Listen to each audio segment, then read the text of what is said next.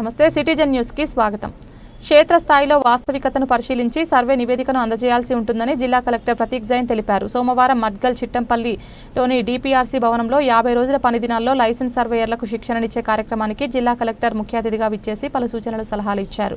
ఈ సందర్భంగా కలెక్టర్ మాట్లాడుతూ రాష్ట్ర ప్రభుత్వం ప్రతిష్టాత్మకంగా చేపట్టిన భూభారతి చట్టానికి అనుగుణంగా భూముల సర్వే నిమిత్తం శిక్షణ ఇవ్వడం జరుగుతుందన్నారు. మొదటి విడతలో వికారాబాద్ జిల్లాలో 151 మందికి లైసెన్స్ సర్వేయర్ల శిక్షణకు ఎంపిక చేయడం జరిగిందని కలెక్టర్ తెలిపారు. భూభారతి చట్టంలో సర్వే నెంబర్ల వారీగా సర్వేలు నిర్వహించి రైతుల ఇబ్బందిని తొలగించేందుకు లైసెన్స్ సర్వేయర్లకు శిక్షణ ఇవ్వడం జరుగుతుందని ఆయన అన్నారు. ప్రజలకు ఎలాంటి సమస్యలు తలెత్తకుండా ఎలాంటి తప్పిదాలకు తావునీయకుండా భూ సర్వే ప్రక్రియ కొనసాగించేందుకు సరైన శిక్షణను పొందాలని కలెక్టర్ సూచించారు. శిక్షణ సమయంలో స్పష్టమైన అవగాహన కలిగి ఉండేలా అవగాహన కల్పించుకోవాలని కలెక్టర్ తెలిపారు. ప్రస్తుతం శిక్షణ పొందుతున్న సర్వేయర్లు భూభారతి చట్టంలోని భూ సర్వేలు నిర్వహించాల్సి ఉంటుందని కలెక్టర్ తెలిపారు. భూ వివాదాలకు సంబంధించిన భూముల జోలికి వెళ్లకుండా ప్రభుత్వ భూములను కూడా గుర్తించాల్సిన అవసరం ఉంటుందని ఆయన తెలిపారు. ఈ సందర్భంగా శిక్షణ పొందుతున్న లైసెన్స్ సర్వేయర్లకు శిక్షణ సామాగ్రి కిట్లను అందజేశారు.